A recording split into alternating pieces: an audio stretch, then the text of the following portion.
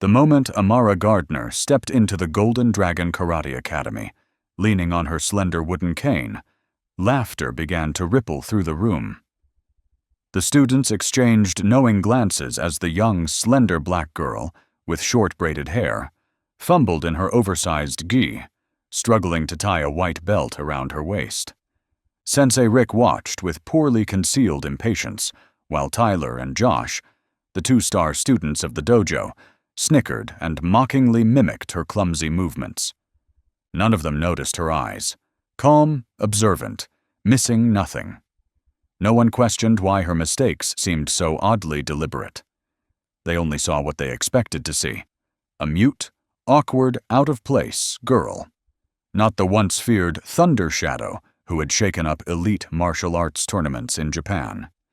They would continue to mock her for weeks to come.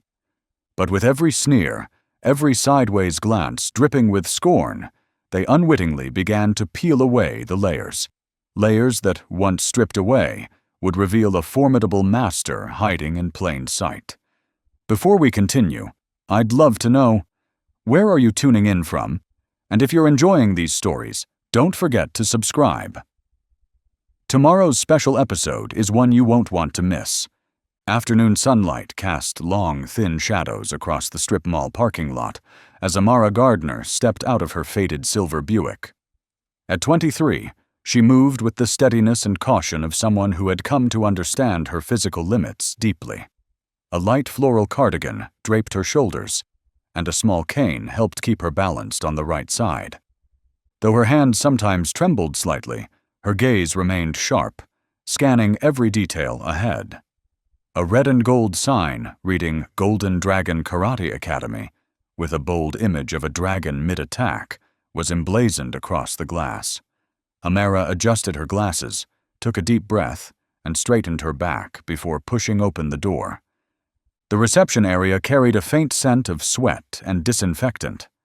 A blonde girl with pin-straight hair, seated behind the desk, looked up from her phone, her bored expression shifting to one of confusion as she noticed Thelma. "Can I help you?" she asked, her tone tinged with skepticism.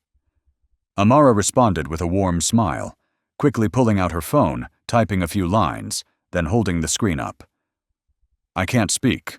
I'd like to observe a class. I want to learn martial arts." The name tag on the girl's chest read Amanda. She blinked twice, glancing from the cane to Thelma's face. "You want to learn karate?" Thelma nodded, her gaze steady. "Is that possible?" she typed, showing her phone again. Amanda looked uncertain. I'll have to ask the manager. You can wait over there." Thelma nodded and gently sat down on a bench along the wall. Through the large window, she could see a class in session. Around 15 students, mostly teens and young adults, moved in synchrony across a polished wooden floor. Each punch and kick came with a loud kiai, their white uniforms flaring with every motion. At the head of the class stood a man in his 40s, a black belt tied around his waist. His salt and pepper hair was cropped neatly, and his voice boomed through the room as he barked commands. "Again, stronger. Feel the power from within." Sensei Rick Walker strode across the front of the room, his sharp eyes scanning each student. Thelma watched sharply, hands clasped around her wooden cane. The class continued for another 20 minutes before Rick clapped his hands together. "Line up! Bow!" he commanded. The students quickly formed neat rows, bowed in unison, then broke off into small groups, chatting as they began packing up their gear. Thelma slowly rose and walked toward the training floor. Rick was wiping his forehead with a small towel when he noticed her standing there. "Can I help you?" he asked, offering a professional smile that didn't quite reach his eyes. Thelma took out her phone and typed, "I hope so. I'd like to sign up for the beginner class." Before Rick could respond, a broad-shouldered, blonde-haired boy behind her let out a derisive chuckle. "Hey, lady, the disability center's down that way," he said, pointing toward the far end of the strip mall where a community center offered light exercise and social support programs. A few other students burst into laughter, including a tall, muscular boy who seemed to be his friend. Rick's smile faltered slightly. "Tyler?" he said, tone faintly admonishing. Tyler shrugged, slinging his gym bag over one shoulder. "Just helping her find the right place, Sensei Rick." Rick turned back to Amara, the awkwardness plain on his face. "You see, this program is quite physically demanding. I'm not sure it's appropriate for someone in your condition." Amara showed no reaction. She simply typed another line and held up the screen. "I understand, but I still want to try." Her smile was gentle but unwavering. "Well, yes, but—" Rick hesitated. "We also have to consider liability and risk of injury." "Rick." A sharp female voice cut him off.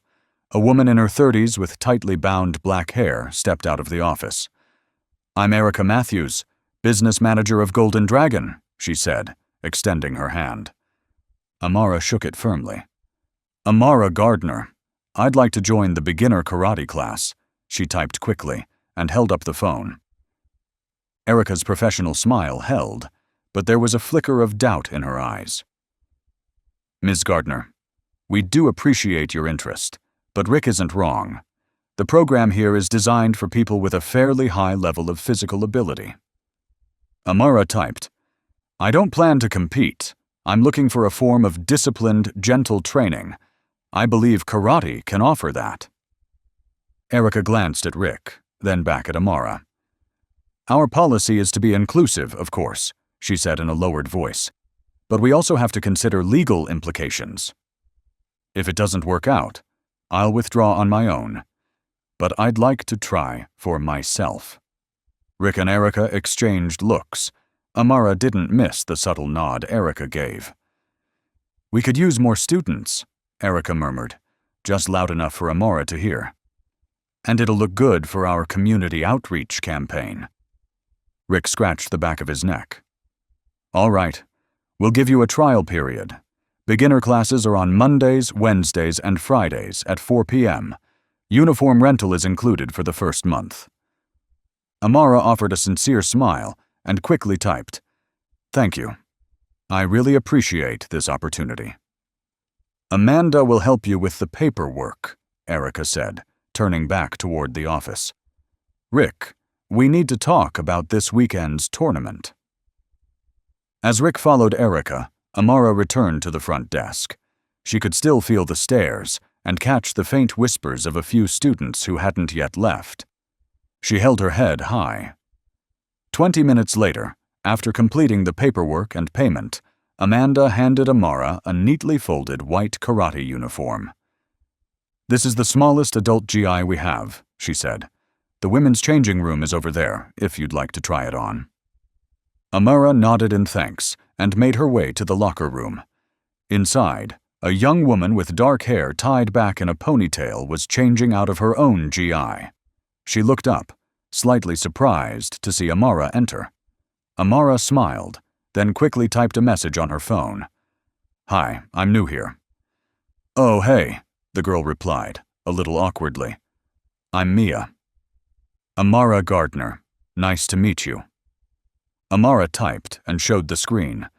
Mia gave a small nod, quietly continuing to pack her things. Amara found a bench and carefully unfolded the uniform. It was clearly too large for her petite frame, but she didn't complain. She put it on, fumbling a little with the stiff fabric, doing her best to tie the white belt the way she had seen during the earlier class. When she stepped out of the changing room, a few students from the previous session were still lingering. Tyler and the tall, muscular Josh stood near the exit, not even trying to hide their amusement at Amara's awkward appearance. "Look, Josh," Tyler said loudly. "The karate princess has arrived." Josh burst into laughter. "She tied her belt backward." Amara walked up to Rick, who was preparing for the next class. She held up her phone, the message glowing on the screen. "Is my belt tied correctly?" Rick glanced at it and quickly adjusted the knot. "Now it's good. You can join today's session. Just go at your own pace." The beginner class was smaller than the advanced one Amara had observed earlier. Most of the students were teens or young adults, with only a couple looking slightly older. Amara was clearly the most unusual person in the room, not because of her age, but because of her silence and that strange, intense focus in her eyes. Rick placed her in the back row. "Today we'll be learning basic stances," he announced. "We'll start with front stance." Amara watched Rick demonstrate closely, then tried to mimic the posture. Her legs protested violently as she lowered her center of gravity, her balance unstable. Several times she had to lean on her cane to stay upright. "No canes on the mat," Rick called out. "If you need it, maybe you should reconsider." Amara bit her lip and nodded. She set the cane aside and carefully pushed herself back into position, moving more slowly now.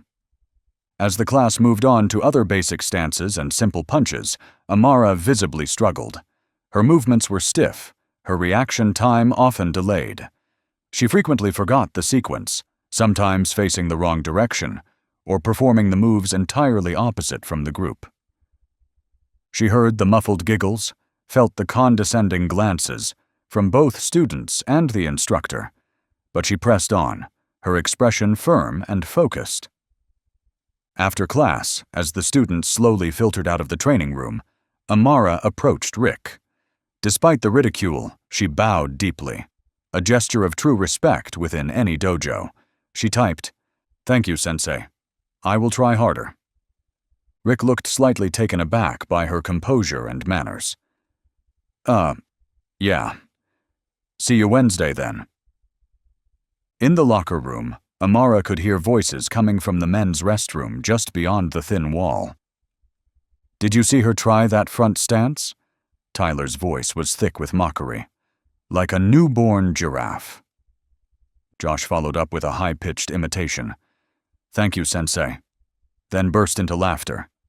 "She's like something out of an old kung fu flick." Mia's voice rang out, quiet, but clear. "Cut it out. That's enough." "What, you're defending her now?" Tyler shot back, challenging. "She doesn't belong here, and you know it." "Well, whatever," Mia replied flatly. "I have to go." Amara quietly changed out of her uniform, folding the GI carefully before returning it to Amanda at the front desk. She walked to the parking lot with calm steps, her cane tapping steadily against the asphalt. The drive home was silent. No radio, no distractions, just the steady hum of the engine and the weight of everything that had happened that day. Amara's apartment sat in a modest complex on the quiet edge of town. A one-bedroom unit, neatly kept, sparsely furnished with worn but well-cared-for pieces. On a small bookshelf sat a collection of framed photographs. Young Amara, embraced by a dark-skinned man, the two smiling in front of famous landmarks around the world. She moved through the familiar space, preparing a simple dinner and eating in silence at the small kitchen table. Later, she entered the bedroom, opened the closet, and reached up to a high shelf to take down a carved wooden box. Sitting on the edge of her bed, Amara carefully opened it. Inside lay a worn black belt, the fabric frayed, but the color still deep. Next to it, an old photograph faded with time. Young Amara standing among a group of men in martial arts uniforms, all wearing black belts. Behind them hung a solemn Japanese flag. She traced each face with her fingertips, lingering on her own. The proud stance, the bright eyes, the firm legs. That fire was still there, though now it flickered low. Without a word, she closed the box, placed it back on the shelf, and began to ready herself for sleep. Tomorrow would be another chance, to remember who she had been, and who, maybe, she could be again. 2 days later, Amara returned to the Golden Dragon Karate Academy for her second class. She arrived early, her uniform folded neatly inside a canvas bag, her expression calm, though her stomach churned with anxiety. The memory of mocking laughter and condescending stares from her first class still echoed, but her determination spoke louder. Amanda barely looked up as Amara entered. "Class starts in 15 minutes, she said, gesturing toward the locker room. Amara changed quickly, this time tying her white belt with a little more confidence. When she stepped onto the floor, a few students were already warming up, including Mia, who offered her a faint smile upon seeing her. Amara approached and held up her phone. "Hey again. You're Mia, right?" Mia nodded. "Yeah. How are you feeling after Monday? First classes are always rough." Amara typed, smiling softly. "A little sore, but I'll survive." She noticed Mia struggling with her front kick form. Her stance was unstable, her balance off. Amara gestured gently, then typed, "Mind if I help a little?" Mia hesitated a second, then nodded. Amara pointed to a spot slightly off from where Mia had planted her foot. "Try placing your foot here. And don't forget to breathe. Power comes from here." She gently tapped the area just above Mia's abdomen. "Not just the legs." Mia adjusted, took a deep breath, and delivered another kick. This time it was steadier, more forceful. That actually felt better," Mia said, surprised. "Thanks." Before Amara could respond, Rick called the class to attention. They lined up, bowed, and began the session with basic punches. Amara moved slowly, but more coordinated than last time, though she still occasionally fell out of rhythm. Midway through the class, Rick had them pair off for light sparring practice. When everyone had found a partner, Amara remained standing alone. Josh stepped forward, a smirk on his lips. "I'll train with the new girl." Rick hesitated slightly. "Keep it light, Josh." "Of course, Sensei Rick," Josh replied, his voice innocent but his eyes glinting with mischief. Nearby, Tyler gave him a thumbs up, clearly egging him on. The pairs spread out across the floor. Josh stood facing Amara, bouncing on his toes, clearly preparing for a joke at her expense. Amara stood in a basic stance, her hands up, but her posture still stiff and awkward. "Ready, silent princess," Josh taunted, loud enough for a few nearby students to hear. Amara nodded, eyes locked on him. "Here we go then," Josh said mockingly, throwing a light punch, clearly held back. Amara tried to sidestep, but she was too slow. The punch grazed her shoulder. She responded with a simple block-and-punch combo, but her timing was off, her movements clumsy. "Come on," Josh sneered. "My little sister hits harder than that." He threw another punch, quicker this time. Amara staggered backward awkwardly, nearly losing her balance. Josh followed up with a light kick to her side that made her stumble. Several students had stopped their own sparring to watch. Tyler, across the room, laughed loudly and without restraint. "Josh," Rick barked, voice sharp. "Keep it controlled." "I'm just teaching the basics, Sensei," Josh replied innocently. He kept circling Amara, throwing measured attacks, ones she either failed to block in time or dodged too late. Each time she flinched or stumbled, Tyler and a few others chuckled under their breath. Mia watched from a distance, frowning, forgetting entirely about her own partner. Finally, Rick stepped in decisively. "That's enough sparring for today. Everyone back to kata practice." The class returned to their lines. Amara was breathing hard, her face flushed from exhaustion, but her eyes remained steady. Josh returned to Tyler, and the two immediately began mimicking her walk, giggling. "Did you see her face when I kicked her?" Tyler said loudly, not bothering to lower his voice. Mia glanced toward them, her expression tense but said nothing. After class, Amara bowed again to Rick, properly and respectfully. Rick nodded in return, his expression unreadable, neither approving nor dismissive. The next day, Mia headed to the public library after school to find material for her social history project. She browsed the sports section, pulling a few books on martial arts through the ages. Flipping through one on pioneering American martial artists, A name caught her eye. Thelma Gardner. Curious, she read the short entry. Among the few American women trained in Japan in the early 1970s, Thelma Gardner, pictured below, a member of the Tanaka School's championship team, earned the respect of traditional masters through her dedication and natural talent. Her competitive career was cut short after a controversy at the 1974 Tokyo Open. The next page had been torn out. The photograph mentioned was also missing. Mia stared at the words, her mind spinning. Could it be her? The awkward woman struggling with stances on Monday? She borrowed the book and spent the evening digging through old martial arts forums online, finding only scattered mentions of Thunderhand Gardner and the Tokyo scandal. That night, in her small apartment, Thelma stood before her bathroom mirror. She lifted her nightshirt slightly, revealing a long, ragged scar running across her abdomen. The dark skin was broken by the jagged, ugly mark, a permanent reminder of a violent past. She traced the scar with her fingers, her eyes solemn. Closing her eyes, she began to breathe. Inhale. Exhale. Slow, deep, deliberate. Her body softened with each breath, muscles relaxing to the rhythm of an old, familiar practice.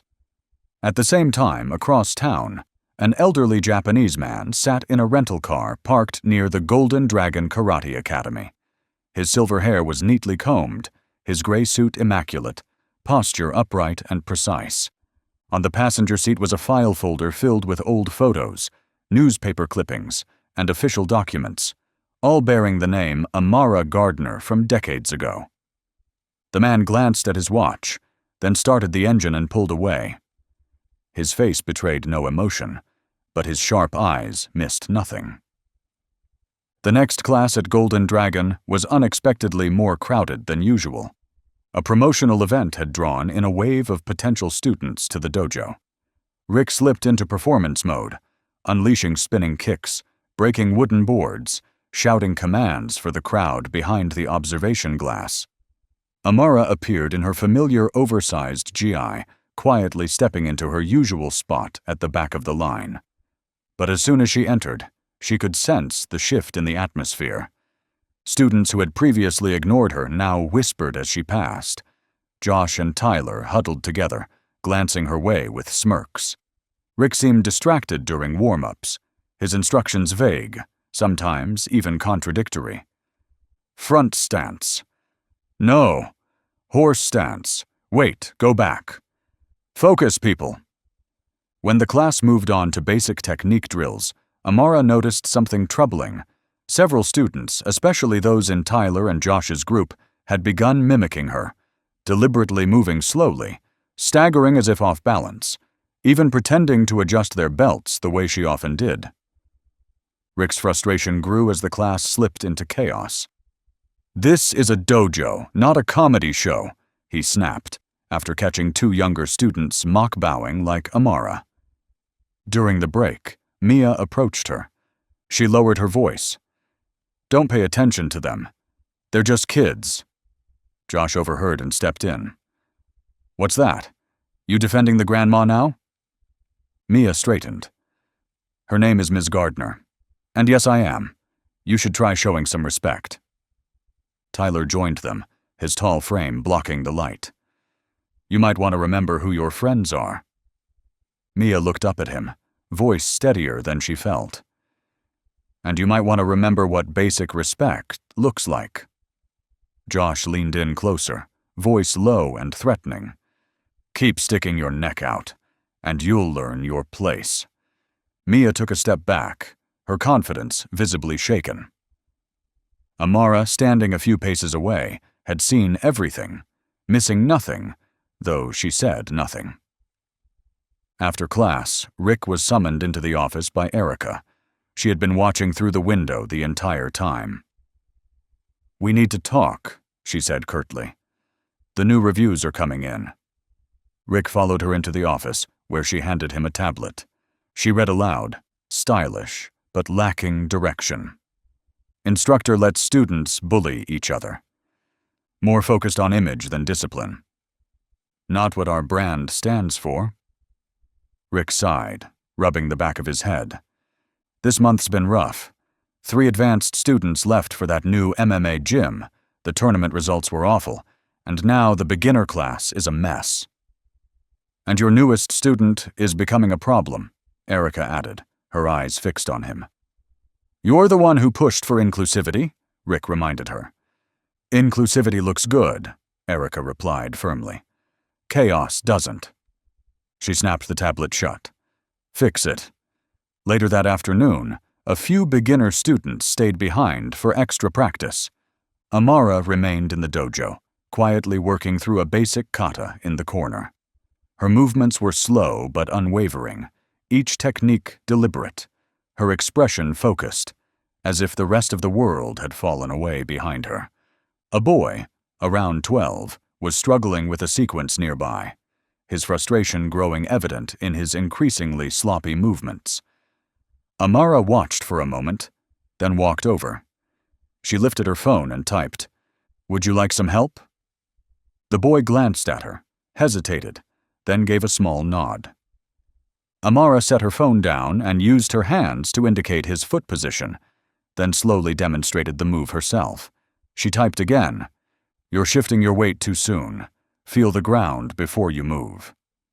He followed her advice, and this time the movement was smoother, more stable. She nodded, smiled, and typed, "That's better. Much better." Rick, watching from across the room, walked over. "That correction was spot on, but I thought you were new here?"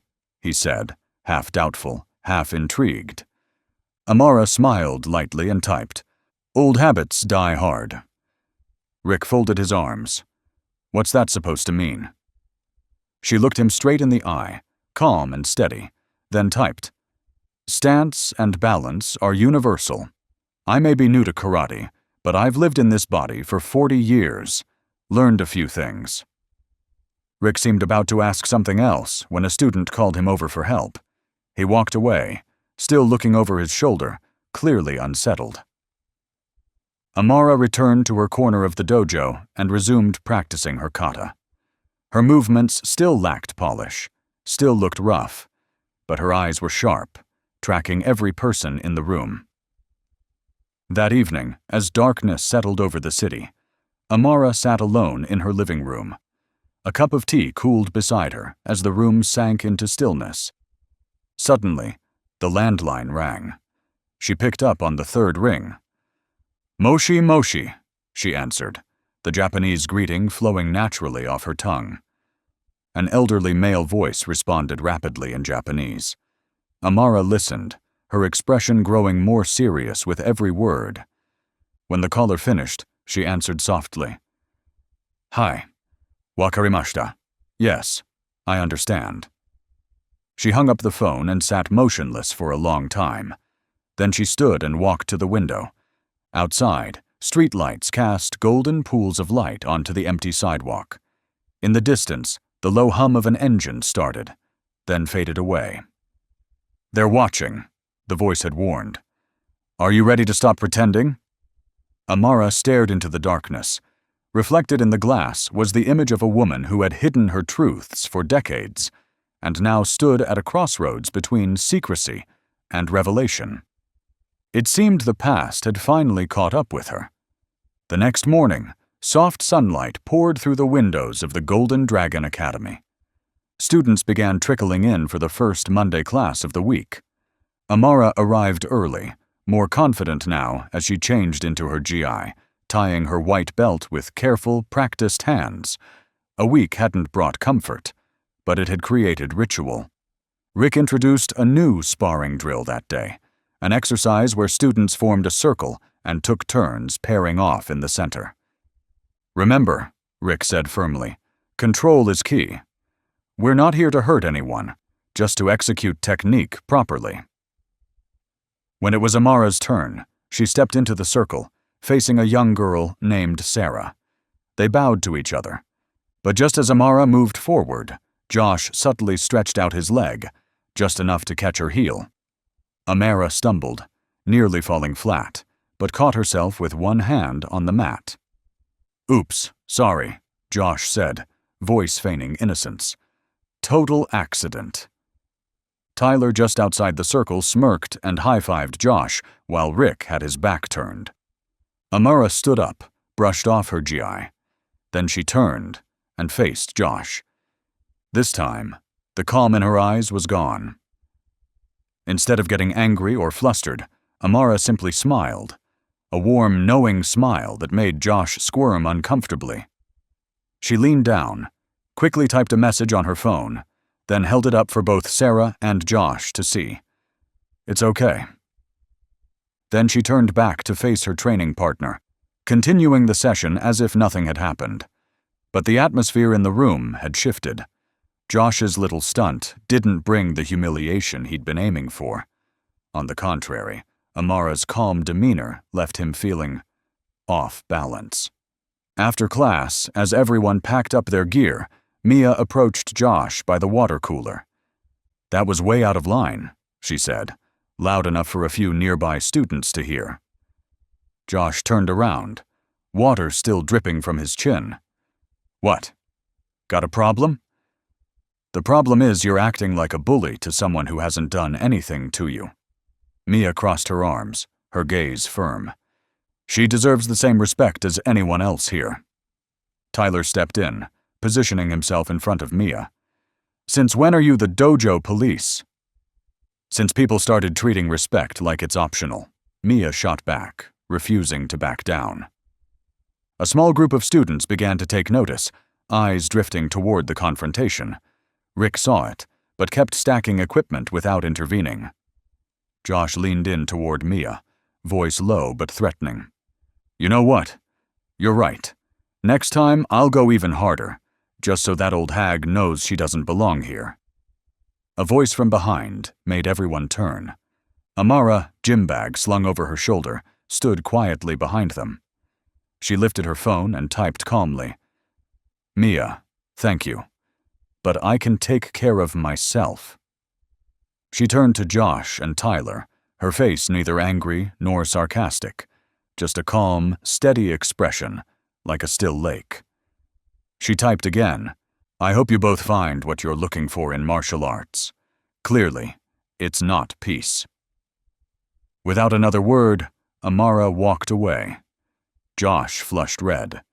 Tyler was silent, an uncommon and telling thing. That night, the Central Park was nearly empty. A few late joggers passed by, and a homeless man dozed on a distant bench. Moonlight spilled silver onto the grass where a lone figure moved silently beneath an ancient oak. Amara, wearing loose black pants and a fitted tank top, flowed through each motion with grace. There was no more awkwardness in her movements, no shaking, no hesitation. Her kata was a dance of power and beauty, feet skimming the ground like wind, arms slicing the air with restrained force. Her body, once judged clumsy and rigid, now moved like a seamless current.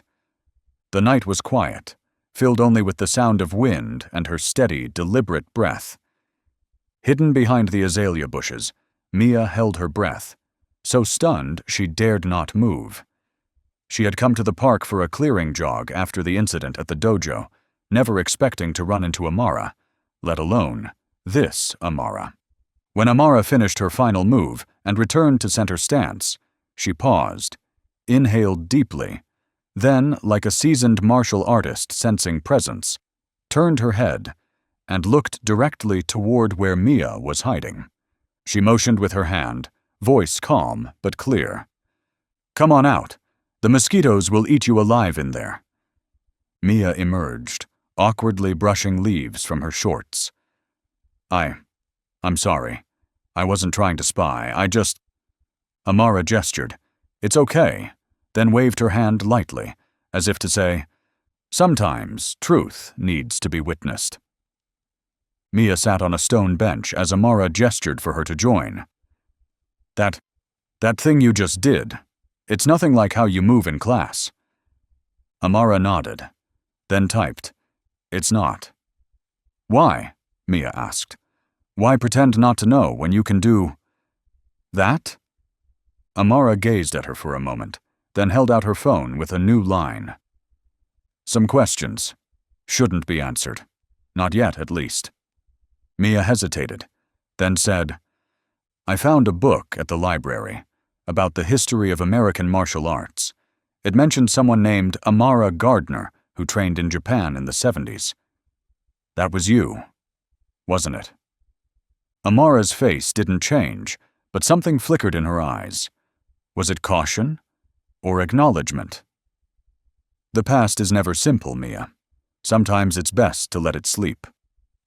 That's what Amara typed on her phone after a long pause. Then, as if to wrap up the conversation, she smiled and motioned. It's late. You should go. Your parents are probably worried. Mia nodded, still stunned by what she had just witnessed. Amara bent down to pick up a small bag under the tree, then added via her phone screen. What you saw tonight, I hope you'll keep it to yourself. Mia could only nod slowly. She knew she had witnessed something extraordinary, but not yet enough to understand the full picture. As Amara turned to leave, her posture gradually reverted to that familiar, slightly stooped stance, the mask sliding back into place. The strength revealed under the moonlight now seemed as if it had never existed. That image in the park lingered in Mia's sleep that night, merging with a vague memory of a documentary she had seen as a child, a film about martial arts legends. In her dream, a young Amara stood in a crude fighting ring, her arm raised in victory by a referee, her opponent bowing respectfully. Tokyo, 1972. At the time, underground tournaments were booming. Unsanctioned fights held in warehouses and basements, far from the rules and restrictions of official competitions. That was where legends were truly forged. Thelma Gardner, only 20, fierce and fearless, stood facing her opponent inside a circle drawn with white chalk. Her adversary, a towering Japanese man, at least 2 heads taller and 20 kilograms heavier, known for snapping bones without hesitation. The crowd, entirely male, most betting against her, anticipated a quick, brutal finish. The American girl will be down in 30 seconds, someone yelled in Japanese. She replied calmly, eyes locked on her opponent. The American girl understands Japanese. The laughter died instantly. The signal to begin rang out. He charged, lightning fast, but Amara didn't retreat. She stepped into the blow, redirecting its force instead of blocking, finding the gaps in his technique. Her counter was a single palm strike to the sternum, sharp, precise, knocking him back, staggering. The crowd was dead silent. The fight continued, and each of Amara's strikes tore through the audience's illusions. The finishing move was a sweeping leg takedown, combined with a strike that stopped just short of the throat. Precise, deadly if she chose it to be. Thunderhand, someone shouted, and the name rippled through the crowd like a wave. Mia jolted awake as her alarm blared. For a few seconds, she forgot she was lying in her small bedroom, her mind still in Tokyo, still inside a dream that felt far too real to be just a dream. At the Golden Dragon that day, everything seemed to go on as usual, at least on the surface. Tyler was still showing off his flashy spinning kicks for a group of younger students just starting out. The moves looked impressive, but lacked grounding, more for show than substance. Josh, on the other hand, was unusually quiet, off in a corner practicing his kata with rigid, mechanical repetition. Erica stepped out of the office just as Rick was about to start the class. "Rick, we need to talk," she motioned him over. The two spoke in hushed tones, but their expressions were tense. Mia, standing nearby filling her water bottle, caught a few fragmented phrases. "Found it in his locker. Tournament rules. If this gets out, our dojo." Erica clutched a folder tightly in her hands, her voice low but firm. "Handle this before we lose any more students." Rick nodded, but his furrowed brow made it clear. A storm was coming. Rick looked tense.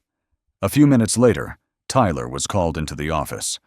When he came out, his face was pale, eyes avoiding everyone. Class continued as usual. Amara once again played the role of the slow, aging student, misstepping, occasionally losing balance. But this time, Mia watched her with different eyes. She saw the tiny performances for what they were. Every mistake had intent. Every clumsy movement was carefully crafted. It wasn't awkwardness. It was the art of disguise. After class, as Amara was gathering her things, Josh approached her, his voice stiff. "I wanted to apologize for yesterday. The tripping thing. It was stupid."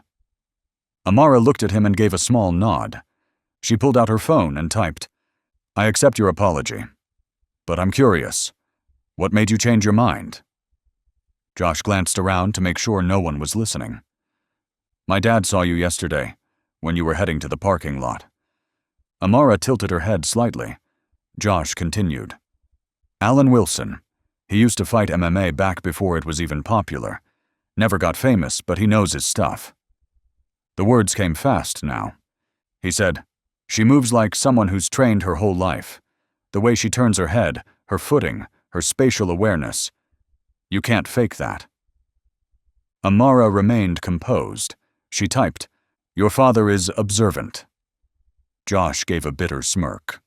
"Yeah, he's also the guy who always says I'm useless. Last night he went on for an hour about how I fight worse than some old lady at the dojo." Amara paused. There was a faint flicker of understanding in her eyes. Josh shook his head. "I'm not apologizing because of him. I'm apologizing because I don't want to be like him." Before Amara could reply, the front door swung open. An elderly Japanese man stepped in, dressed sharply in a gray suit, his formal attire a stark contrast to the dojo's atmosphere. The receptionist looked up, startled. "Can I help you?" "I've come to observe," he said in fluent English, marked by a distinct Japanese accent.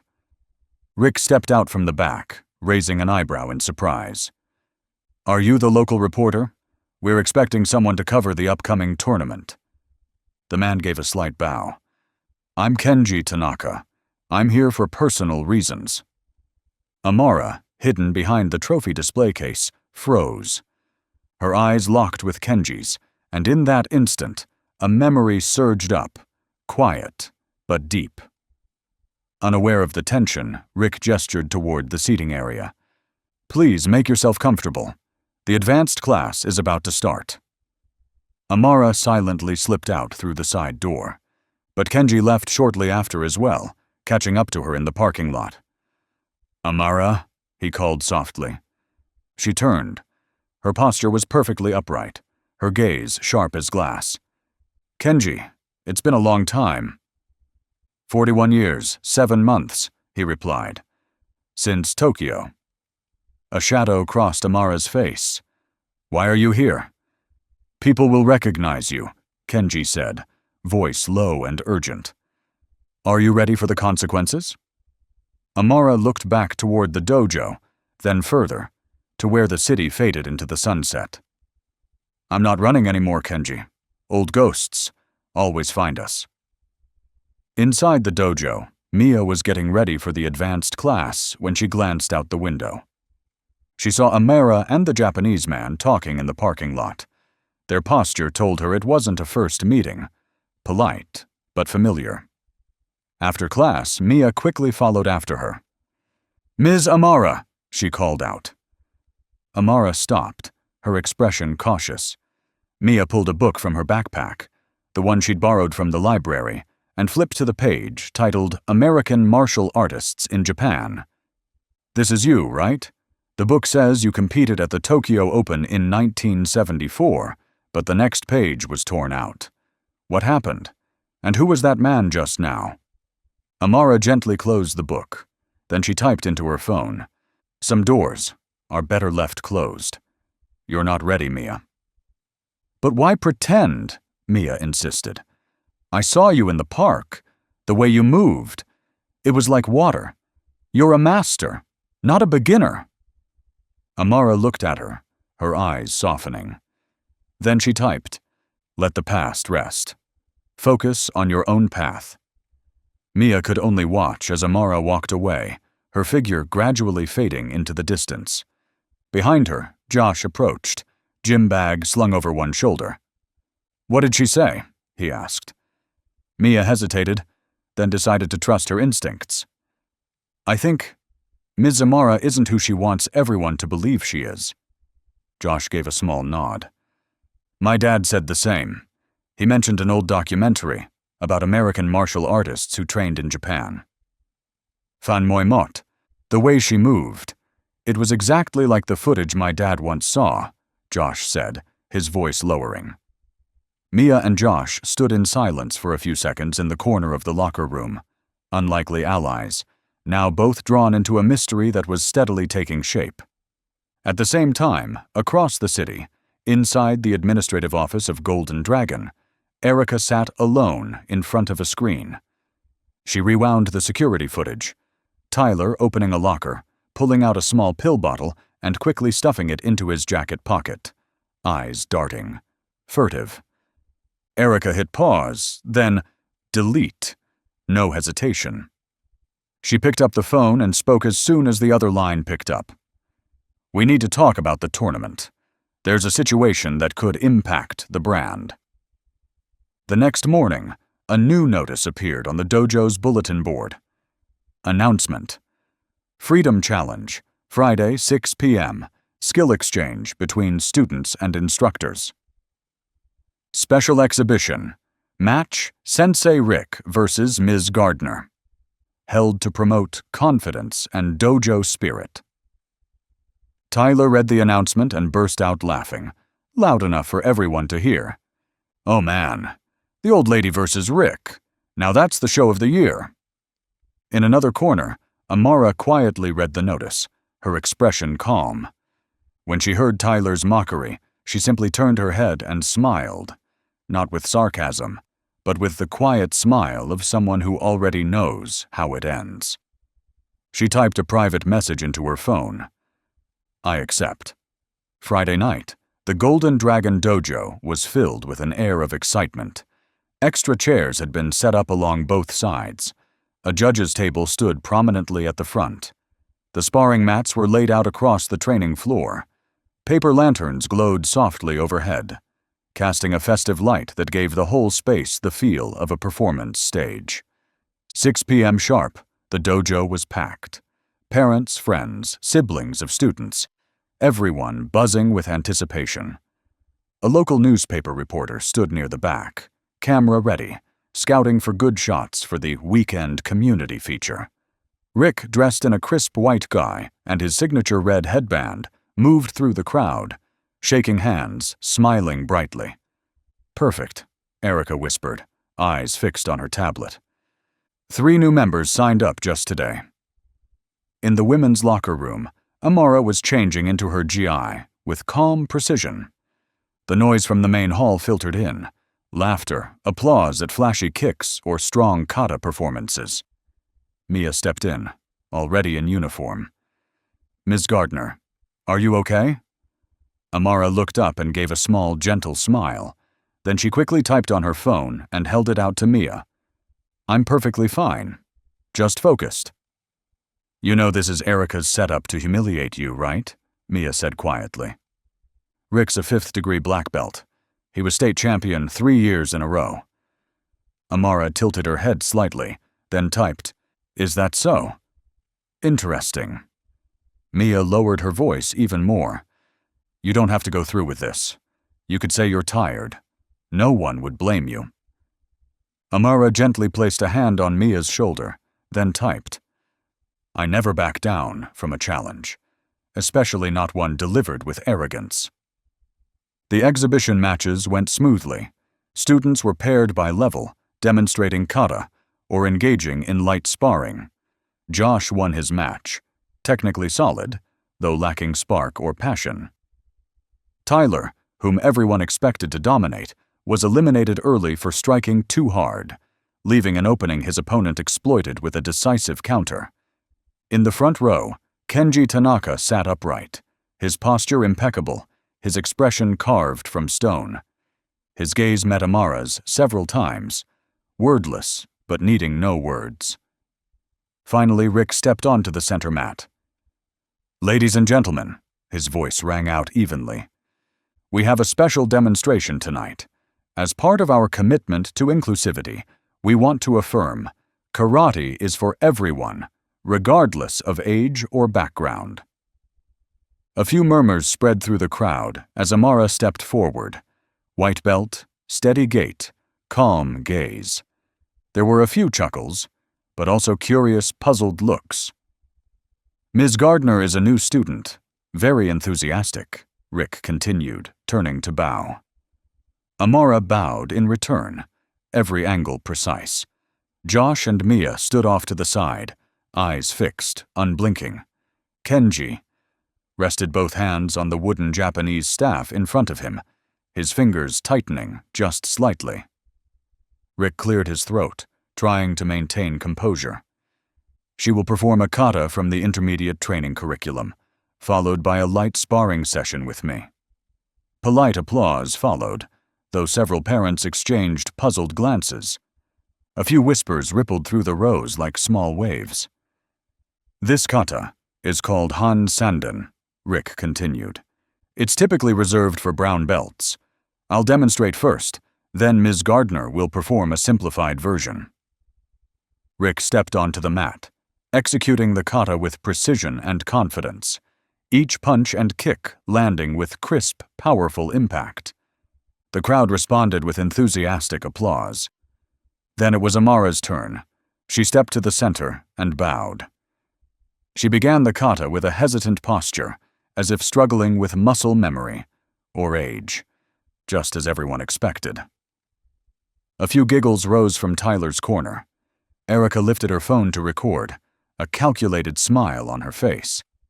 But then, something changed. Amara straightened her back.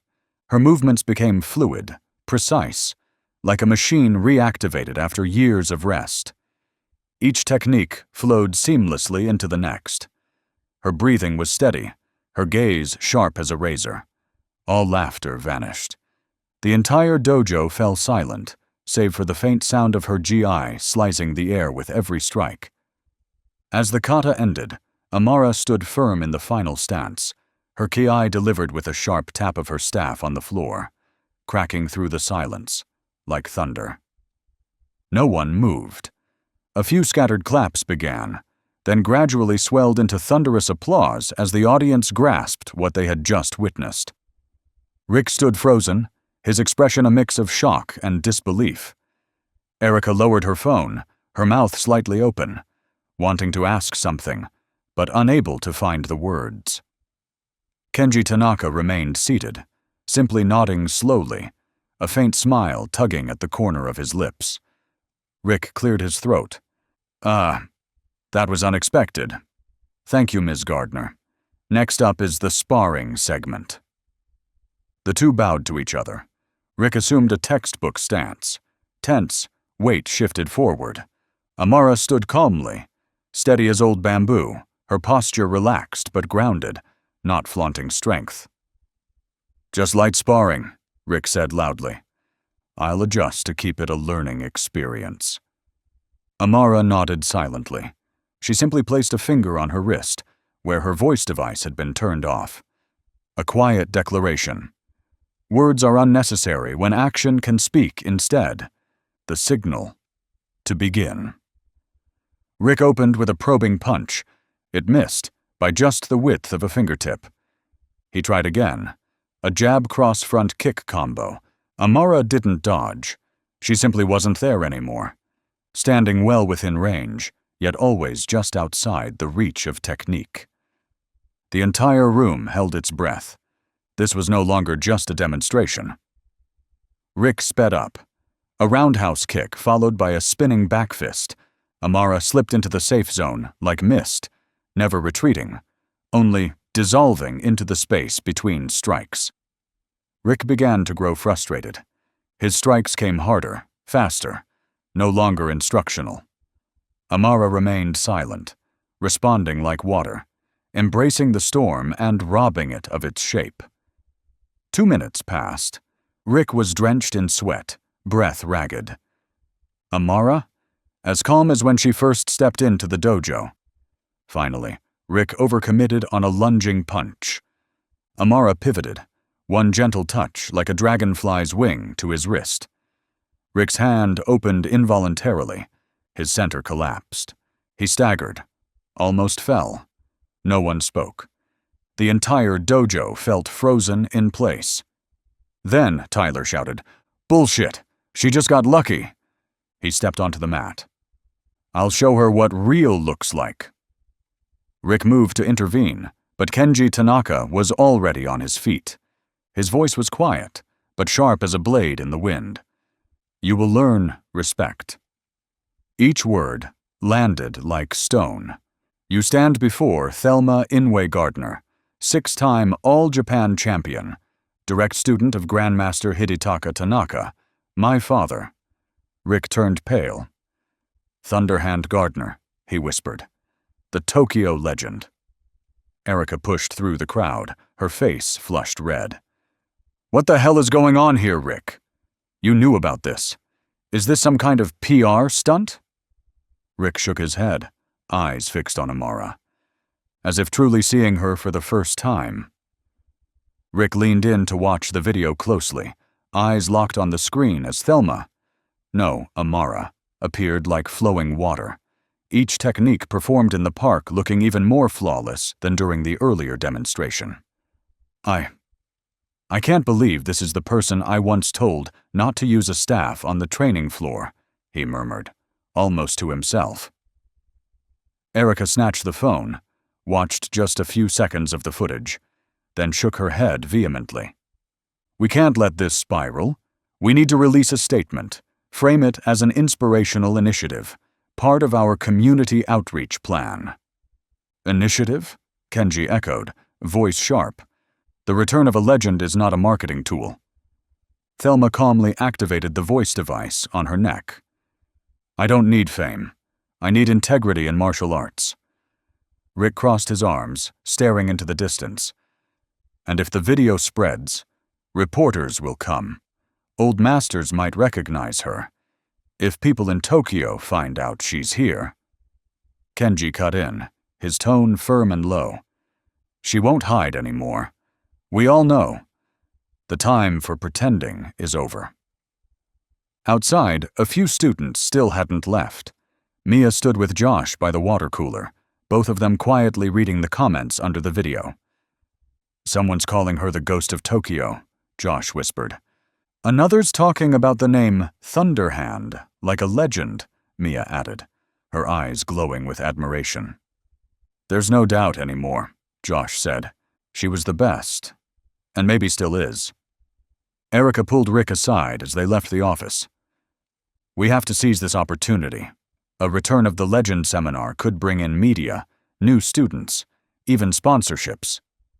Rick glanced toward Thelma, who was speaking quietly with Kenji in the corner of the dojo. "She's not a tool for making money, Erica." Erica shrugged, eyes calculating. "Then let's see what she's willing to pass on, and to whom." At the same time, in a small cafe across the city, a Japanese man in his early 50s was reading a printed thread from an old martial arts forum. On his tablet screen was a close-up still of Thelma from the video.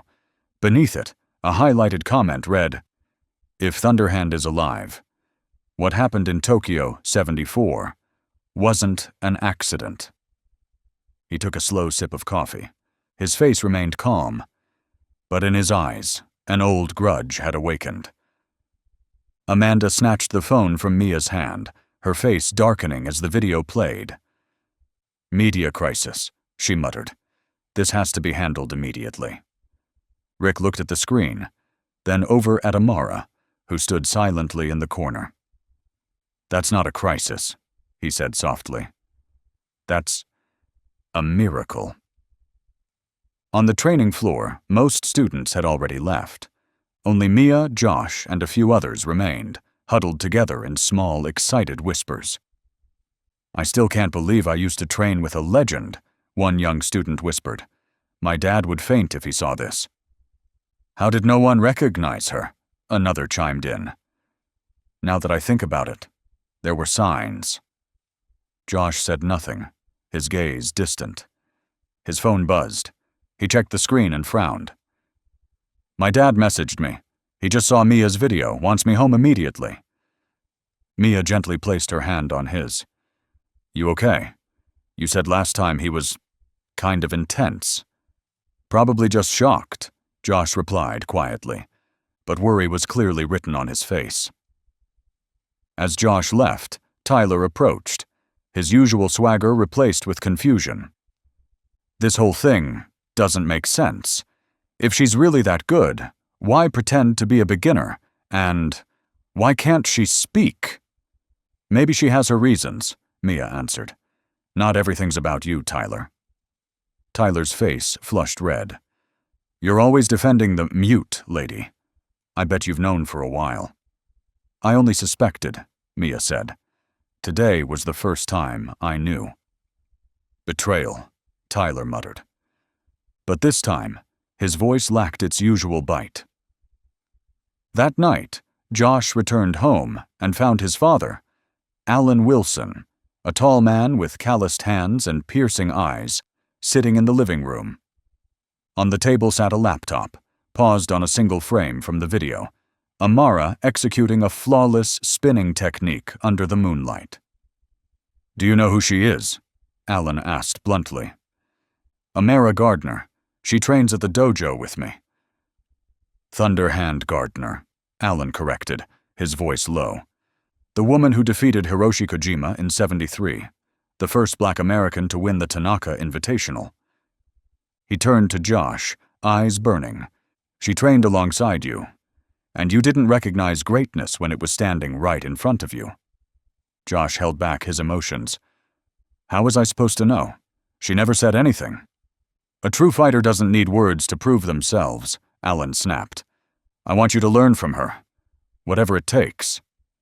I don't think that's the right way to go about it. Alan shot to his feet. No more thinking. Fix it. Get close to her. Learn everything. Josh left the house, his heart heavy. His relationship with his father had always been strained. But now, his father's expectations had turned into something else. A strange and desperate kind of pressure. On the other side of the city, Mia sat in her room, eyes glued to her phone screen. The video of Amara performing kata in the park was spreading rapidly. Martial arts blogs and expert forums were all sharing it. Her phone rang. Unknown number. Hello, is this Mia Lee? Yes, speaking. This is Carmen Rodriguez from Black Belt Magazine. We're working on a feature about the return of Thelma Gardner. I heard you train at the same dojo. Yes, I train with her, but actually I don't really. Wonderful. We'd love to interview you about what it's like learning alongside a living legend. The next morning, the Golden Dragon Dojo felt like the eye of a storm. News vans crowded the parking lot. Curious locals pressed against the windows, peering inside. Cameras and microphones lined the hallway. Amanda had arrived early, quickly drawing the curtains and locking all doors. This is a total disaster, she muttered, scrolling through hundreds of missed messages and calls. Rick walked in, holding 2 cups of coffee. I think it's an opportunity, he said. An opportunity we can't control, Amanda replied bitterly. Rick took a sip. Do you know how many dojos dream of a day like this? And here we are, with it in our hands. Our brand is modern, accessible martial arts, not some ancient mystical nonsense, Erica nearly snapped. Rick repeated slowly. Our brand should be true martial arts, taught with integrity. Maybe we've lost our way. Before Erica could respond, a knock sounded at the back door. Rick opened it. Standing before him was Kenji, still immaculate in his classic gray suit, as if time itself had never touched him. We have a problem, Kenji said bluntly. Of course we do, Erica cut in bitterly. The whole state's eyes are on this dojo now." Kenji shook his head solemnly. "Not fans. Someone dangerous. His name is Kojiro." Rick frowned. "Kojiro? The black market fight boss in Tokyo back in the 70s? The man behind the underground circuit?" "The very same," Kenji confirmed. Amara's victory over his champion back then cost Kojiro millions of yen. His reputation crumbled. Erica shook her head in disbelief. "That was nearly 50 years ago. He hasn't let it go?" Kenji looked at her with a shadowed gaze. "Some wounds never heal, especially those that wound pride." That afternoon, Amara entered the dojo as she always did. But everything had changed. Students who once ignored her now bowed deeply. A few younger ones ran up asking for photos. The older ones, more reserved, looked on with quiet respect.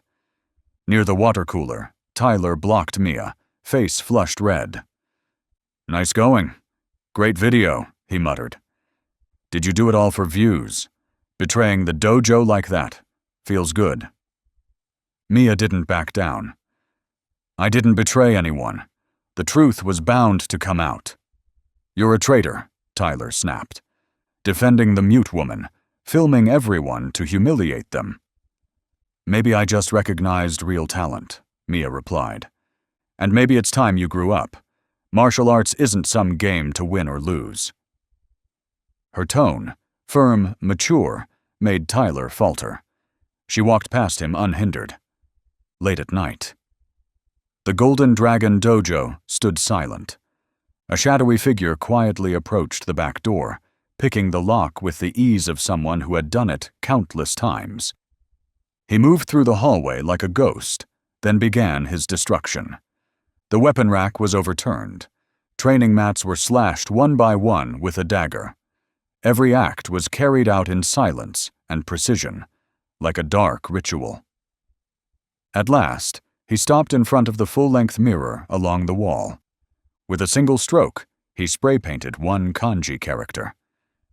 The next morning, Rick stood amid the wreckage.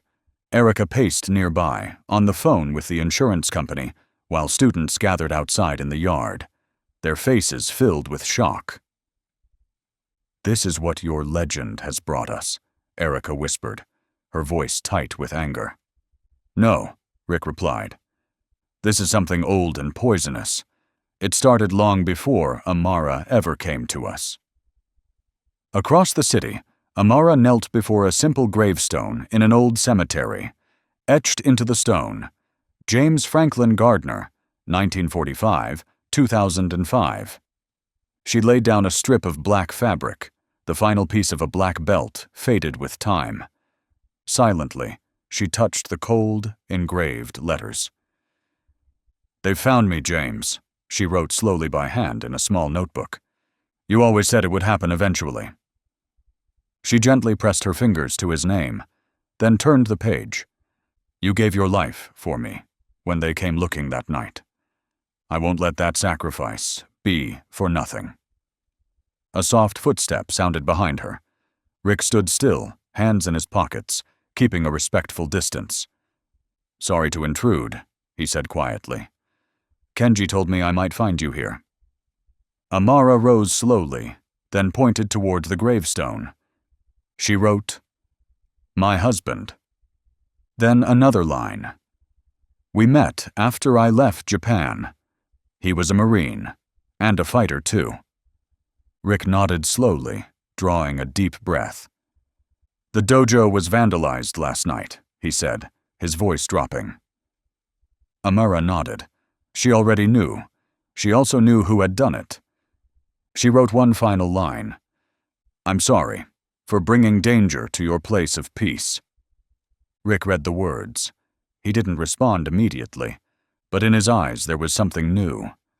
Trust. "Actually, I came here to apologize," Rick said, his voice low. "I was wrong to judge you. And worse, I didn't stand up for you when students mocked you." Amara looked at Rick intently. Though she said nothing, her eyes held quiet understanding. She nodded gently, then reached into her bag and pulled out an old leather notebook, kept with the care of something sacred. On the first page she wrote, "My father-in-law's writings. Martial arts is a journey, not just technique." She handed the notebook to Rick. He received it with both hands, bowing deeply. "Thank you, Sensei." The next morning, during a lively sparring class, a stranger stepped into the dojo. He appeared to be in his 30s, Japanese, clean-cut, with eyes cold as steel. He wore a black gi with no dojo insignia and a white belt that had clearly never been washed. "I've come to challenge the strongest fighter here," he declared, his English fluent but heavily accented. Rick stepped forward, extending a hand. "I'm Sensei Rick Walker. Here, we don't accept "Not you," the man interrupted, his gaze sweeping the room, until it landed on Amara, who had just stepped out from the changing room. "Her." The entire dojo fell silent.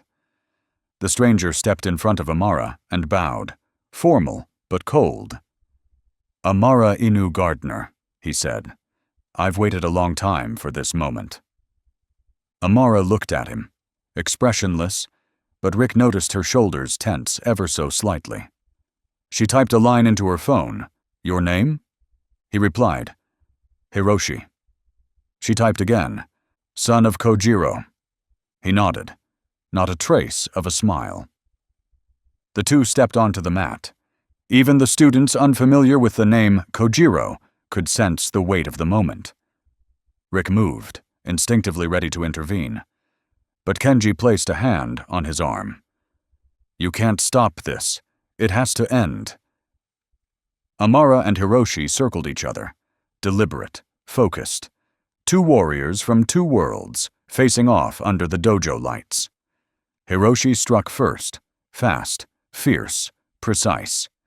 A barrage of blows that would have cornered any fighter. But Amara moved with quiet mastery, evading, blocking, redirecting with the grace of water wearing down stone. No flair, no waste, only pure efficiency.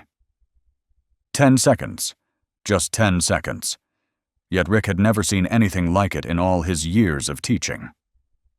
The two stepped apart, neither landing a single blow. Amara typed, "You fight just like your father." Hiroshi's eyes flared with anger. "Don't speak of him." "Luot thuhai bat jiao. Hiroshi chuyen sang chien thuat tan kong tong hop, ket hop ka jas suai va grappling. Nhung Amara, voif hong kach ko jien, van su li tron tru. And tung shu cha vong sao kuchen han. Nhung cho trang strongang tas. Kong hemat the. Tad ka moi ingwa junin tu. Jai kong kon la vo tuat. Jai lang he tuat chien jiao. Hiroshi bat ngobong nomot shuoi, John han jen much kong aikip jem. Rik ko teodoi, nhung shi te, luot kwa nhu dong bao. Amara joy jung koantkak. Ko luong kwa tai an. Cham long ban tai, vao ngut joy puong. Nesh nhu long vu. Nhung sak nhu luoi dao. Hiroshi jung kung lai.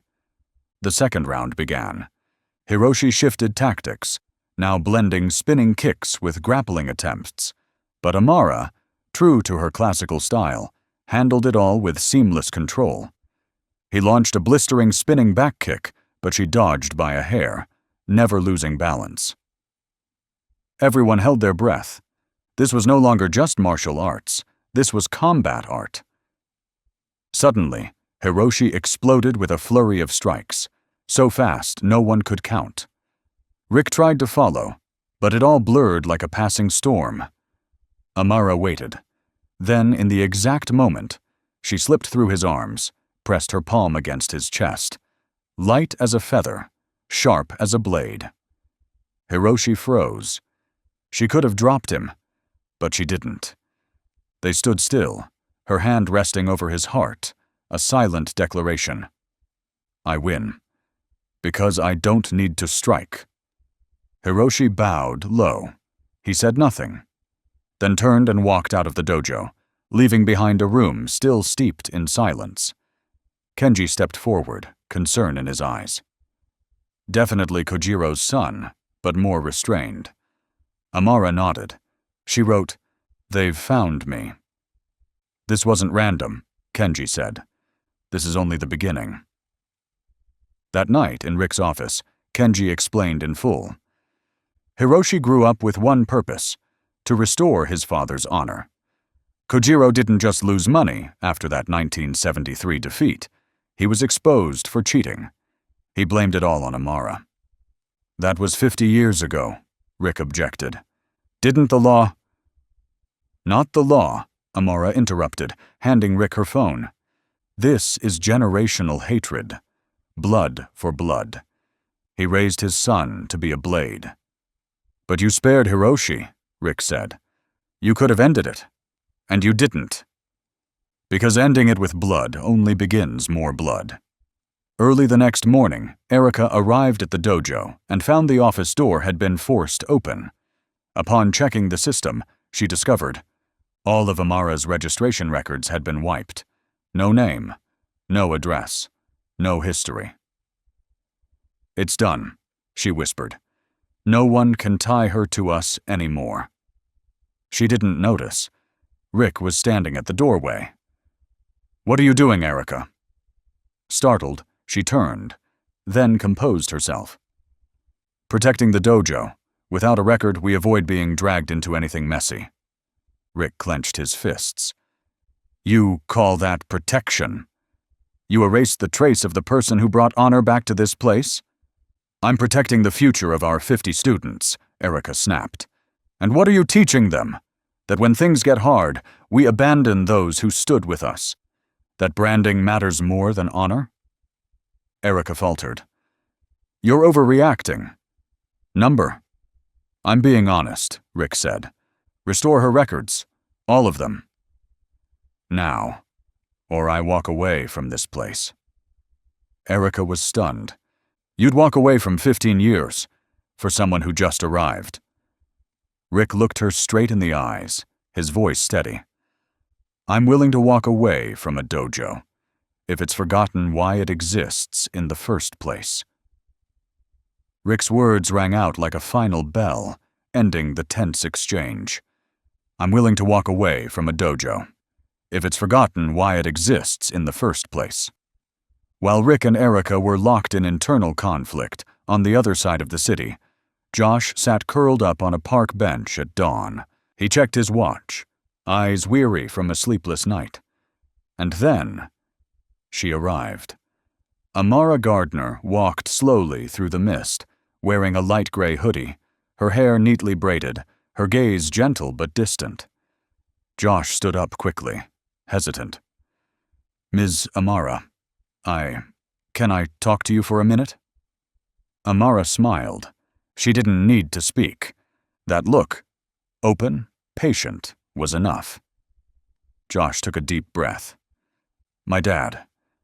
He always pushed me to win, at any cost. He's never satisfied. When I lose, he makes me train until I collapse." The words came out like they'd been tearing at his chest. Amara simply listened, saying nothing, but her eyes radiated a quiet understanding that lifted some of the weight from Josh's shoulders. "When you fought Hiroshi, you didn't hit hard, didn't force anything. But it was perfect. I want to learn that. I want to be strong, but not cruel." Amara typed on her phone. "Meet me tomorrow at 5 a.m. Wear something comfortable. No gi." The next morning, and on many mornings after, Josh arrived right on time. In an open field of the park, blanketed with mist, Amara guided him through unusual exercises: deep breathing, balance holds, slow meditative walking. "Strength doesn't come from strikes," she wrote. "It comes from inner stillness. Strength without purpose is violence." At the same time, back at the Golden Dragon Dojo, a quiet shift was taking place. Tyler, the once arrogant, mocking, jealous student, openly challenged Josh during training. "Think you're better now? What, her little pet project?" Josh simply smiled. And then the match began. Gone was the showy style his father had taught. Gone was the urge to win for approval. Josh moved with grace and clarity, flowing with Tyler's motion, not against it. And then, with a gentle redirection, Tyler fell to the mat. "Where'd you learn that crap?" Tyler panted. Josh crouched down, offering a hand. "From myself, not someone else." At the same time, Mia had become an unofficial journalist. Digging through old sources, from seasoned fighters, archived records, and whispered accounts from Japan, she was slowly piecing together the truth behind Amara's past. Kojiro wasn't just organizing fights, she told Josh. He ran an underground betting network, rigging outcomes by pressuring dojos to throw matches. And Amara ruined all of it, Josh added. Not on purpose. Mia shook her head. She was told to lose a fight, but she won, and that collapsed the whole system. So his son, Hiroshi, came for revenge. Maybe, but why wait 50 years? Before they could dig deeper, Tyler suddenly approached. "I saw Erica arguing with a stranger in her office," he said. "They were fighting about the tournament bracket." "She's rigging the results," Mia said, stunned. Tyler nodded. "She did the same thing before the regional qualifiers last year, and she knew I was using enhancers, covered it up, because she needed me to win." A heavy silence fell between them. "I think I've been on the wrong path for a long time," Tyler sighed. 3 students, once rivals, now sat on the same bench, facing a shared truth. They'd all been used. The following week, the divide within the dojo grew more visible. Some students still sided with Erica, but more and more began seeking out Amara after class, for advice, for extra training. Rick, once skeptical, had become a student himself. The notebook Amara had given him was filled with martial arts philosophies he'd never been taught. One evening, he discovered a red slip of paper shoved under the door. "Lose just one more time, and it won't be only your dojo that pays the price." The next morning, he showed it to Amara and Kenji. "What does this mean?" he asked. Amara read it, her eyes darkening. "The upcoming tournament. Hiroshi will be there. And if he loses, especially to someone connected to me, then we pull out. We don't compete," Rick suggested. Amara shook her head. "Withdrawing only delays it. Sometimes, to end violence, we must face it." At the same time, in a small apartment in the city's Japanese district, Hiroshi Kojima knelt before a modest altar. On it sat an old photograph of Kojiro, the father who had raised him on a diet of rage and vengeance. "Father, I've found her. Our family's honor will be restored." He stood, his face calm, but in his eyes burned the fire of 5 decades of buried legacy. A battle was coming, not just of fists, but of history. At dawn, under a rose-tinted sky, Amara led a group of students into the park, her private training ground. No uniforms, no scores, only breath, earth, and the basic movements she had once learned from her father. "The body is an instrument," she wrote, "not to be forced, but tuned." Mia noticed. Amara didn't teach like Rick. She didn't command. She invited. She didn't control. She guided. After practice, as the others began to leave, Kenji quietly approached and handed Amara a neatly folded letter. She read it. Her expression didn't change, but her lips pressed tighter. Kojiro just placed a public $50,000 bet on Hiroshi's victory on the Tokyo Underground betting circuit. "Still prefers money to honor," Kenji muttered. "I won't tell the students," Amara replied. "They need to focus on themselves, not what's beyond their reach." That afternoon, Amara stepped into the old warehouse district, now converted into gritty MMA training centers. The air was different here, thick with heat, shouts, the smack of fists against heavy bags, sweat, and blood. She said nothing, but her eyes had already chosen. The battle was no longer in the past. It was coming. And this time, she couldn't face it alone. In front of a sleek training center with bold lettering on the glass, Kojima Elite Combat, Thelma Gardner stopped. Through the reflective panels, she saw Hiroshi instructing a class of advanced fighters. He moved with sharp precision and controlled intensity, carrying the same cold severity she once saw in his father, Kojiro. Amara stood there, watching without blinking. Hiroshi's techniques echoed the old days. But something was different. He had fused modern styles into tradition, reshaping martial heritage into something of his own. As if sensing her, Hiroshi looked up. Their eyes met through the glass. A pause. Then he left the class and stepped outside. "You shouldn't be here," Hiroshi said flatly. Amara gave a slight nod. And somehow, through her gaze alone, he understood. She wasn't apologizing. She wasn't explaining. She was present. "You're still carrying my father's ghost," Hiroshi said, jaw tight. Amara quietly pulled out her phone and typed. "He destroyed his own legacy. I simply refused to kneel. My father trusted you. You betrayed him. I wasn't his student. I belonged to the Tanaka family.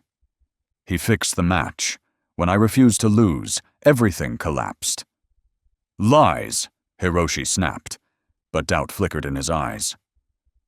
Amara tugged gently at her shirt, revealing a long scar running beneath her ribcage. "A parting gift from him. I didn't leave Japan in shame. I left to survive." Silence fell again. "You abandoned a broken world," Hiroshi said. "True martial spirit died with it." Amara typed. "And you think revenge will bring it back?" Hiroshi didn't respond. His eyes softened. "You had the chance to end me at the dojo. Why didn't you?" "Because I once lost myself, like your father did. But now I know, violence is never the answer." Hiroshi didn't argue. He simply said quietly, "At the upcoming tournament, I'll face whoever you send." He turned to leave, but Amara gestured for him to stop. "You're not your father. Remember that." At Golden Dragon, an unexpected development unfolded. Tyler approached Josh near the locker room, this time without his usual arrogance. "I saw Erica hand an envelope to the referee yesterday. I'm pretty sure it was money." "She bribed him?" Josh's eyes widened. "She's been doing it since regionals last year," Tyler said, looking down at his feet.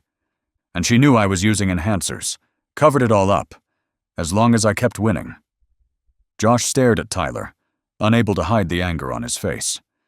"She used all of us, treated us like tools." "I'm not a good guy," Tyler muttered, "but I want to do the right thing. At least once." Josh was silent for a moment. Then he offered his hand. "Truce." Tyler smirked and shook it. "Temporary." The next day, as Mia was leading the warm-up session, her parents arrived unexpectedly. After class, they approached Amara, who was helping a young student practice kata. "Ms. Gardner," Mia's mother began. "Thank you. Because of martial arts, because of you, Mia has changed, from a girl who was bullied to someone confident." Amara smiled, visibly moved. She typed gently on her phone. "She has talent, but more importantly, she has heart." "You're an inspiration," Mia's father added. "Would you do us the honor of having dinner with our family?" Amara nodded. She wasn't used to accepting invitations. But this time, something about it made her feel safe. From the office, Rick watched the scene unfold. That image, a true mentor, deeply connected to her students and their families, stood in stark contrast to Erica's style of leadership. Within Amara was something the dojo had long forgotten: genuine sincerity. The day of the tournament arrived. Golden Dragon students gathered early, the air buzzing with tension and excitement. In the first match, Josh faced a short but lightning-fast opponent. When the signal sounded, Josh held the center. He didn't rush. His opponent launched a flurry of attacks. In the past, Josh would have met it with brute force. Now, he moved with precision, countering with minimalist technique. He won with ease. As the referee raised his arm, Josh looked into the stands and saw his father watching. The look was unreadable, but it was no longer contempt. Next up was Tyler. His opponent? The same fighter who had defeated him last year. The match was intense, and when the opening came for a decisive blow, Tyler held back.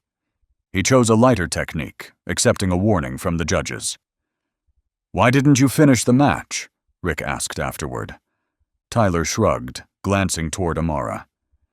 "Winning's one thing. How you win, that's what matters." The matches continued, and Golden Dragon racked up several victories. During the intermission between divisions, Kenji spotted Hiroshi warming up with his own team. Their eyes met. No words exchanged, but the meaning was clear. Before the final match, Rick stepped onto the mat. "We invite you to witness a rare traditional kata, once performed only in Japan, by two masters of the art." The audience stirred, then fell completely silent. Amara and Kenji stepped forward. They bowed to each other, then to the crowd. The entire arena seemed to hold its breath. The dual kata began. Each movement flowed in perfect sync, fluid, precise, nothing wasted. There were no words between them. But there was history, tradition, and reverence for the martial way. In that moment, no one in the arena was thinking about scores or trophies, only about the deep respect owed to the two martial spirits before them. Each movement flowed like a river, binding two martial souls through decades of discipline and shared understanding.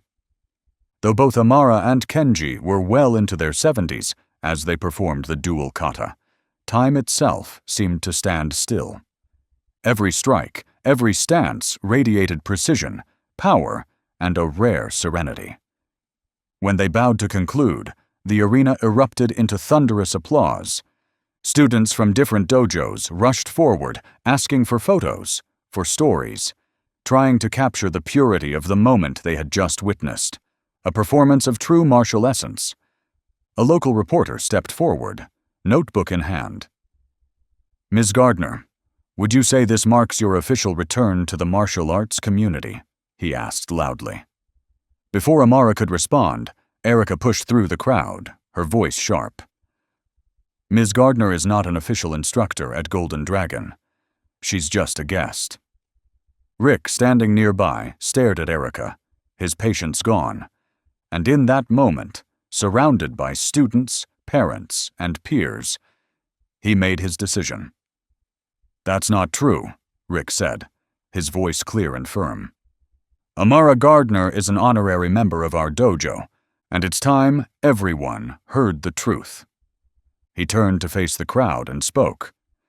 About Erica's manipulation of tournament results, her cover-up of Tyler's substance use, and her quiet erasure of Amara's records from the student system. His voice was unwavering. "This ends today. We either stand for true martial spirit, or we're just a trophy-selling illusion factory." The room fell into heavy silence. Some parents whispered among themselves. Tournament officials gathered, speaking urgently. Erica, face flushed, found no words. Then she turned and walked out of the hall. Amidst the lingering chaos, a figure stepped into the arena. It was Hiroshi Kojima, dressed in a traditional black gi, the crest of his family embroidered across his back. "I'd like to register for the open category," he declared, then turned to face the audience. Not as a guest, but to challenge Amara Gardner. The judges immediately convened, their faces etched with confusion. The head judge, an elderly martial artist with salt and pepper hair, approached Amara. "This is a highly irregular situation," he said. "You're not signed up to compete, and a match like this isn't covered by insurance." Amara gave a quiet nod and pulled out her phone, typing a brief message. "But some debts can't wait." After several tense minutes of discussion, the organizers agreed to host a special exhibition match between Amara and Hiroshi. Word spread like wildfire. Spectators who had already left rushed back to their seats. Even athletes from other divisions gathered around the central mat. In the locker room, Josh approached Amara as she was taking off her jacket. Beneath the fabric was a faded GI and an old, battle-worn black belt. "You don't have to do this," Josh said softly. "This is his grudge, not yours." Amara offered a faint smile, then typed, "Some loops only end when we finally meet each other's eyes." She stepped onto the mat, where Hiroshi was already waiting, standing tall with a piercing gaze. They bowed in the traditional way, then assumed their stances. The signal rang out. The entire hall seemed to hold its breath. The fight wasn't merely a clash of martial arts.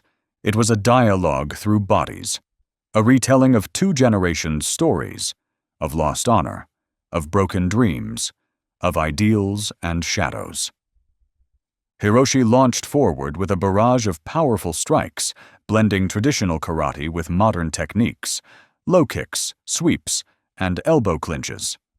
Yet Amara, carrying the stillness of a soul tempered by hardship, slipped through them, dodging, countering with subtle, restrained, and fluid movements. Each of Hiroshi's blows could have easily felled an ordinary opponent, but none could shake Amara's grounded stance. She didn't fight to win. She fought to show him the truth.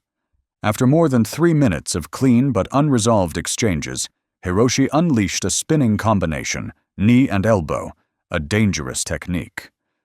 Amara didn't retreat. She stepped in, arms open, and gently touched his chest with her palm, just above his heart.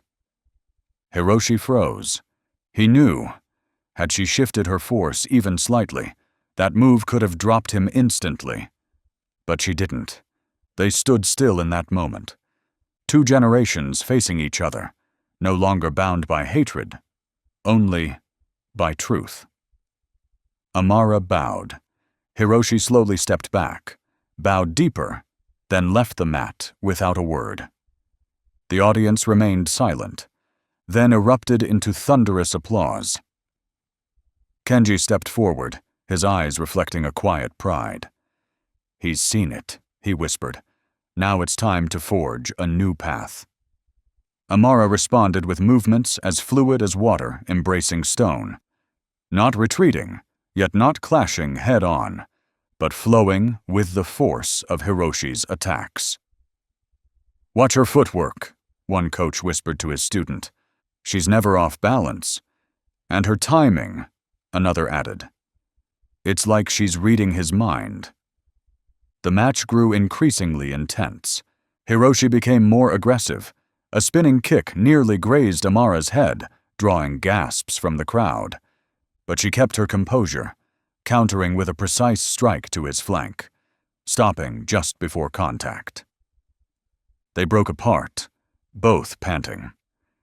Sweat glistened on Hiroshi's forehead, while Amara's steps had slowed. After all, she was nearly 50 years older than him. Suddenly, during an exchange, Amara's right shoulder dislocated. A flicker of pain crossed her face as her arm dropped limp. Hiroshi immediately launched a combination targeting her weakened side. But Amara didn't retreat. She used deep breathing techniques, a lesson from her late father-in-law, to master the pain, pivoted using her left arm, and maintained balance with extraordinarily refined movements. The audience was stunned. Before them stood an older, injured woman, still holding her ground against a younger, full-strength opponent, unshaken. In her eyes there was no surrender, only calm and unwavering resolve. "My father said you disgraced our family," Hiroshi shouted mid-fight, his voice thick with bitterness. "That you destroyed everything he built." Amara stood firm, eyes steady, her voice low and resonant. "Your father built an empire on deception. He rigged matches, threatened dojos, and corrupted the very art we both love." "He devoted his life to martial arts," Hiroshi roared. Number. He used martial arts to serve his ambition. That's not the same. The longer they fought, the more Hiroshi's desperation showed, and Amara, though her strength was fading, moved as if she were teaching him. Through every stance, every evasive motion, every moment of mental stillness amid the storm of technique. "You had the chance to end him after the scandal," Hiroshi asked quietly, his tone now softened. "Why didn't you?" Amara paused, her gaze free of judgment. "Because forgiveness is harder than violence, and compassion takes more courage than revenge." In the final exchange, Hiroshi unleashed all his strength in a storm of strikes, but Amara didn't step back. She stepped into the attack. A movement that broke his rhythm entirely. With a swift pivot and grounded stance, she placed her open palm gently on his chest, right over his heart. The entire arena fell silent. Amara had won 0, not by striking him down, but by proving she could, and chose not to. Hiroshi's eyes widened, then his arms dropped. His head bowed. In that sacred moment, he slowly sank to his knees at the center of the mat, forehead touching the floor. "I've lived in my father's hatred for so long," he said, voice barely above a whisper. "I don't know who I am without it." Amara knelt beside him, placing a hand on his shoulder. She typed softly on her phone. "That will be your new journey. And maybe that's the hardest fight of all." No one moved. Then Josh stood up first, bowing deeply to Amara. Mia followed. Then Tyler. The entire Golden Dragon team rose in unison, bowing not just to honor a victory, but the dignity that had defined it. Even Kenji, usually composed to a fault, wiped away a tear as he bowed to the greatest student he had ever trained. In the weeks that followed, Golden Dragon was transformed. Rick bought out Erika's shares and restructured the dojo, blending traditional philosophy with modern training methods. An investigation launched after the tournament revealed widespread corruption, bribed referees, fixed outcomes, doping scandals, all echoes of Kojiro's fallen empire. With Kenji's help, inside sources from Japan, and video analyses by Mia, authorities dismantled the entire Kojiro network within weeks. Key figures were arrested, assets frozen. Hiroshi, after a period of reflection, returned to Golden Dragon, not as an opponent, but as a guest instructor. His modern insights, combined with Amara's deep-rooted philosophy, created a new kind of training, more complete than ever before. 1 month later, during a special ceremony, the dojo's sign was changed. Gardner Tanaka Karate Academy. A tribute to the American fighter and the Japanese spirit that forged her. Amara stood in her traditional gi, a weathered black belt around her waist, yet carried with pride. In front of her knelt Rick, now wearing a white belt, bowing with reverence. She wrote on the board, "In the Tanaka tradition, true learning begins when we accept our own emptiness." Sensei Rick has chosen to begin again, as a student. She turned to face the group, Josh, Mia, Tyler, and many new faces. This dojo will carry forward a spirit of harmony, between innovation and tradition, between strength and compassion, between discipline and joy. A little girl, no more than 6, raised her hand during the very first class under the dojo's new name. "Miss Amara," she asked shyly, "will you teach us to be strong like you?" Amara smiled, the lines at the corners of her eyes tracing years of hardship and perseverance. She touched her chest, where the heart beats, steady and resilient. Typing slowly, her message echoed softly from the device. Strength comes in many forms. But the most important kind always starts here, from the heart. The real battle isn't against others. It's becoming the best version of yourself. The ceremony concluded. Students divided into groups under the guidance of new instructors, some following Josh, others Hiroshi, Kenji, and even Tyler, now a young assistant coach himself. Amara stood with her arms folded, taking in the familiar scene now pulsing with fresh energy. From someone once mocked, to someone others bowed to. From being erased, to becoming a symbol. She walked over to the children's class, knelt to their level, and gestured gently with her hands and digital voice board. Breathe. Still the mind. Begin. 3 simple words, yet they were the very teachings her father had passed down more than 50 years ago. Now, passed on again, not through language, but through presence and spirit. The wooden floor echoed with the soft rhythm of bare feet, steady breaths mingling with the morning light streaming through the windows, illuminating wide, sparkling eyes. Each child, a blank page, ready to be written with integrity, discipline, and compassion. Thelma Gardner, the young black girl who once hid behind silence, now stood bathed in light, her very presence commanding attention without a single word. She wasn't just a martial artist. She was a bridge between tradition and modernity, between pain and healing. Her battle had never truly ended. It had simply transformed into morning breathing drills, into the confident gaze of Mia, the outstretched hand of reconciliation from Tyler, and Josh's quiet resolve each time he stepped onto the mat. This dash was her final and deepest lesson. That true victory isn't found in defeating others, but in creating a legacy that continues long after you've taken your last step. What would you fight harder to protect? Your pride, or the power to change someone's life? If this story touched you, share it. Let hidden journeys and unexpected strength keep spreading, one heart at a time.